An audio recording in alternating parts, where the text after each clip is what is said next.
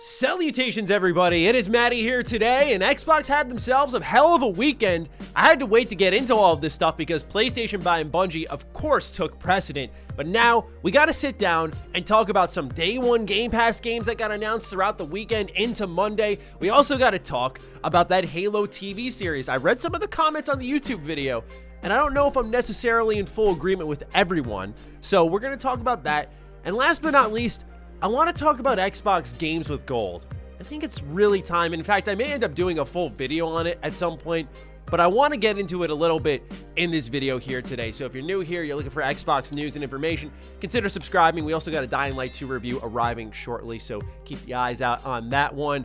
Now, without further ado, let's get into the news, starting off with day one Game Pass games. We got not one, but two, count them, two Game Pass day one titles. Or if you were watching SpongeBob, they say not one, but two marshmallows. With the addition of two, count 'em, two marshmallows.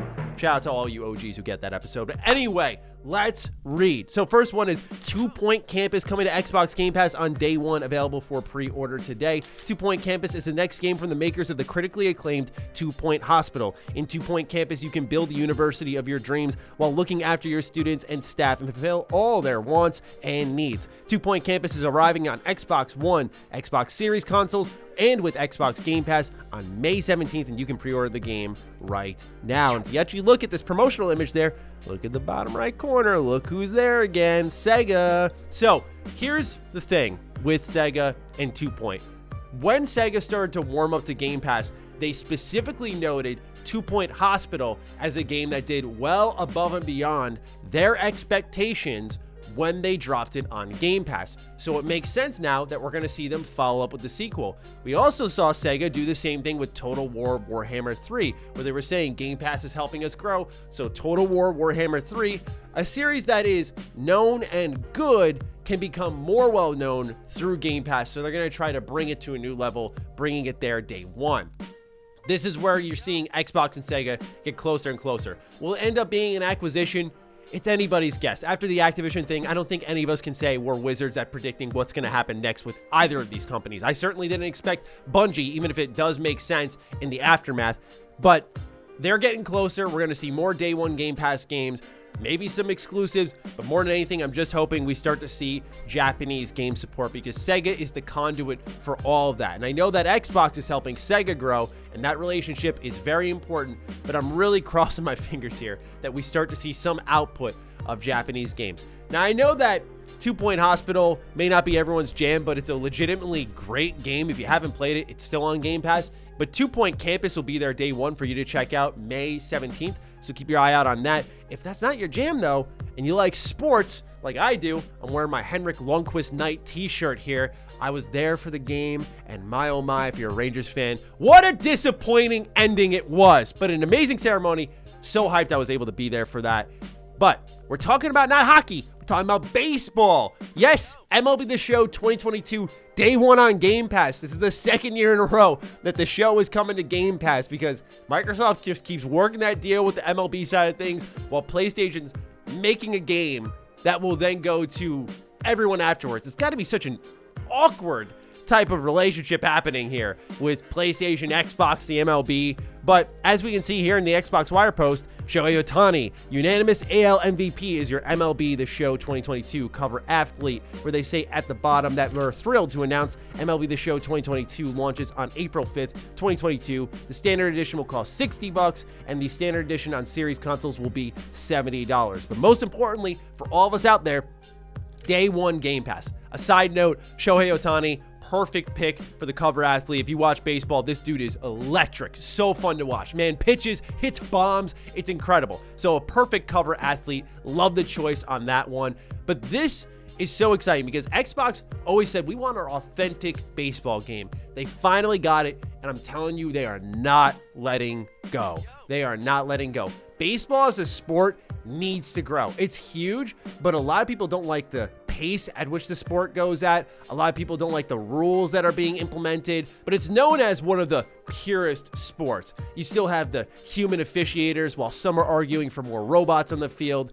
and you're losing old-time fans, you're trying to gain new ones, this is one way to do so. Getting people into MLB The Show, a very authentic baseball simulation, and playing it through Game Pass without spending any of your money. I was so pleasantly surprised by how much I still love the show when I played it last year in 2021. You know, playing as the Mets, putting DeGrom on the mound. I mean, it was awesome. Especially for me, as someone who watches a lot of baseball, the way they created these little nooks and crannies for every stadium where you'd see particular things in the crowd. Like you'd see the 7th line in Citi Field for the Mets. I love that shit, man. So cool. Such great attention to detail. So this is a great get, I think, for Game Pass. Very excited to play this one. Day 1 in April. And it does sort of fill that void to some extent that Stalker had left. This is much more beneficial for Xbox, but for us on the more hardcore side of things, I get how this would be less appealing. But now we're looking at back-to-back months of big Xbox Game Pass debuts. Next on the list, let's talk about Halo. So this new trailer debuts during the Bengals-Chiefs game, and I gotta say, I am a bit mixed on it, but I'm more positive than I am negative. I think the thing I was most negative about was how Chiefs sounded. I thought that was a little strange. I also am not crazy about a human antagonist, which I did see that being a shared sentiment in the comments down below. But a lot of people are really down on the whole idea of this looks like a fan film. I don't like how the aliens look. I don't know. The aliens were much bigger than Chief, as it should be. Like the elites looked like elites.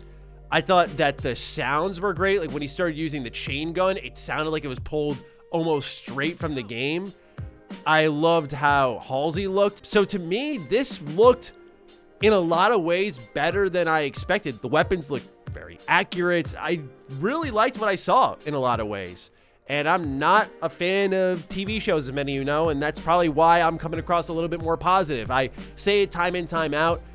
I am not the best critic when it comes to TV. I'm very much a mindless casual. Like, I just like it. You know, it's when I watch something, it's very rare that I walk away going, I really dislike that. Unless it was, do I want to say that? Do I throw away my credibility? I didn't really like Infinity War that much. I walked away from that one at the end. I'm like, this is what people were geeking out on Twitter. This predictable ass ending. Okay, we'll see you in Endgame, which I thought was much better. But anyway, I'm shredding my credibility here. Lego Movie is one of my favorite movies of all time. You want to come for the king of television? Come get him. Anyway, I thought Halo looked good. We're seeing here, it's arriving March 24th, exclusively on Paramount Plus.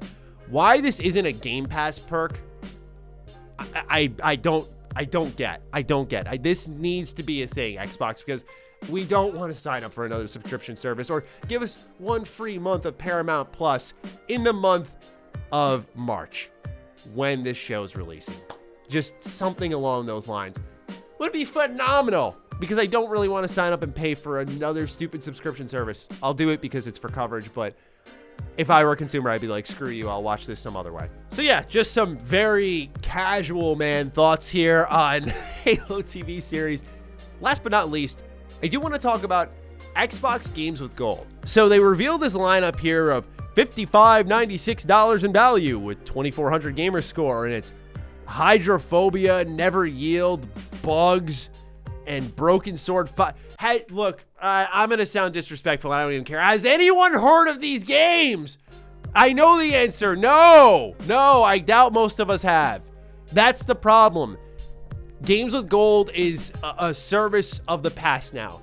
And it's a good thing it's a service of the past, because it shows that Game Pass has outgrown it and has truly evolved what Games with Gold was. The standard throughout the 360, some of that, and especially the PS4, Xbox One gen was, here are the 4 free games you're going to get. And Xbox was able to flex their back compat muscles a little bit, saying, here's some 360 games, some OG Xbox games. Enjoy. You love to see that. But now the library is dwindling, and you can see they're making these business decisions. They're going like, well, do we want to do this game for Game Pass, which is going to grow the service, or do we want to do Xbox Live Gold and just kind of keep this thing alive over here? Like, what deal do you want to strike? It's an awkward thing sitting there, but they can't let go of Xbox Live Gold because there's still too many subscribers there. It's a really awkward position. So they need to deliver on a product, and they're delivering, all right, but just that at the bare minimum.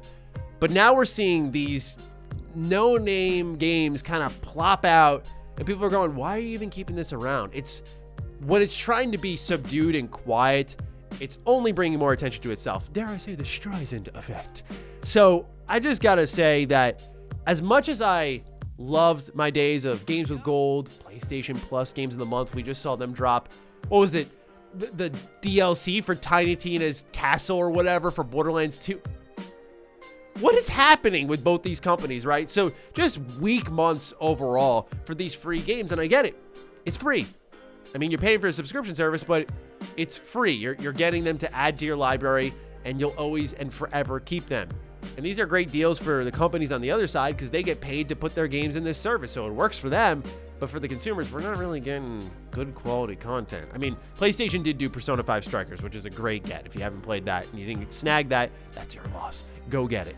But otherwise, I feel like Xbox needs to do away with this as soon as humanly possible, because as much as I do appreciate their efforts here, that's me being extremely generous, it's time.